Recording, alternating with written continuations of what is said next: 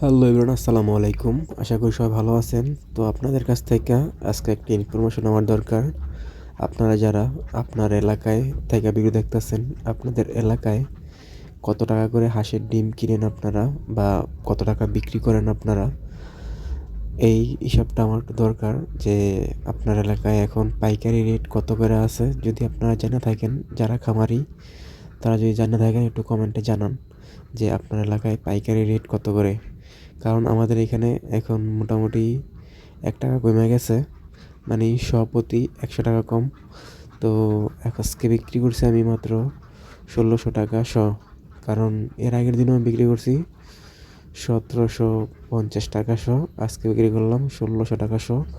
তো এই কারণে আমি জিজ্ঞেস করতে চাইছিলাম যে অন্য এলাকায় কীরকম দাম, রেট কি বাড়ছে কমছে কিনা, এই আর কি।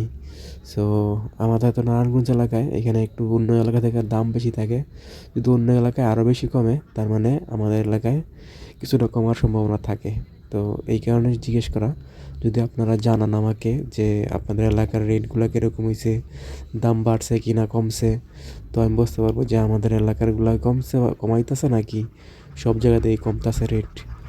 আর গত বছর যারা বিক্রি করছেন, যদি এরকম কেউ থাকেন যে গত বছর গরমের কালে কীরকম দাম গেছে ডিমের, এরকম যদি কেউ জানে থাকেন তাহলে আমায় একটু জানান, ঠিক আছে? আমি প্রথম বিক্রি করতেছি, তো এই কারণে একটু একটা আইডিয়া নিতাম আর কি।